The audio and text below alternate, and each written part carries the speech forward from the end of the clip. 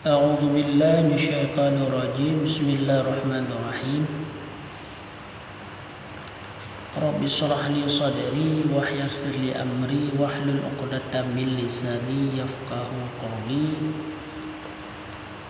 Soal, jika kita didayai orang, berapa perkara wajah amar itu? Jawab, bahwa wajah amar itu dua wajah. Satu wajah amar fardu dan kedua wajah amar sunnah. Ya, jadi yang kepenan perintah na dua. Na perintah red wajib, na perintah red sunat. Makanya wajib dengan sunat di dunia hanya betul jaga, betul puput. Ya, karena yang termasuk perintah daripada Rasul dan daripada Allah. Ya. Soal, jika kita didayai orang yang mana wajah amar fardu dan mana wajah amar yang sunat itu? Jawab, bahwa wajah amar yang fardu itu maka segala ibadah yang difardukan oleh Allah Ta'ala atas segala mukallaf. Dan wajah amar yang sunat itu maka segala ibadah yang disunatkan oleh Allah Ta'ala atas segala mukallaf. Jadi yang kepenan amar, perintah fardu, segala amal ibadah yang kali gepu fardu kegetanyo seorang mukallaf di Allah.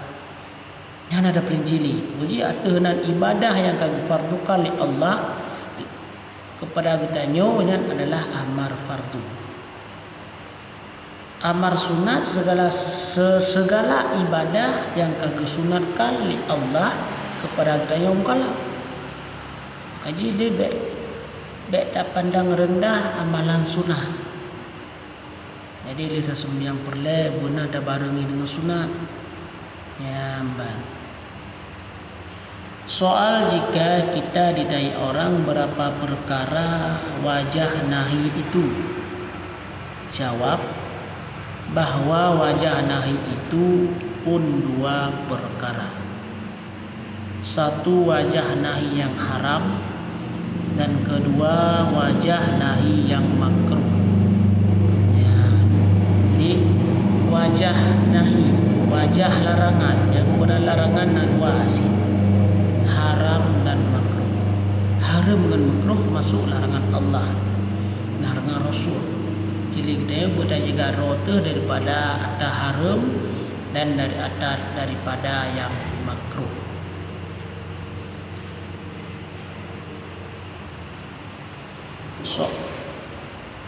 Soal, jika kita didayai orang yang mana wajah nahi dan yang haram dan yang mana wajah nahi yang makruh itu?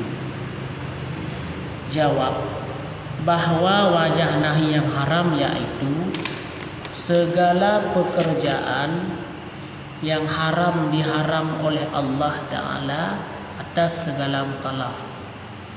Dan wajah nahi yang makruh itu yaitu segala pekerjaan yang dimakruhkan oleh Allah Ta'ala atas segala mukallaf.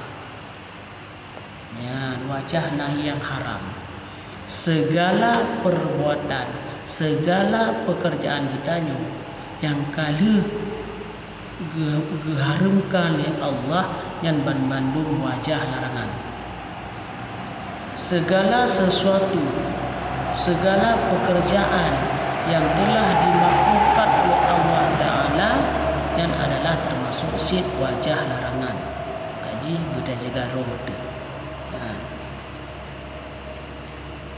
Kemudian soal, jika kita didayai orang, apa arti amar itu? Jawab, bahwa arti amar itu suruh pada berbuat kebajikan. Makna amar, perintah untuk berbuat kebajikan, itu amar.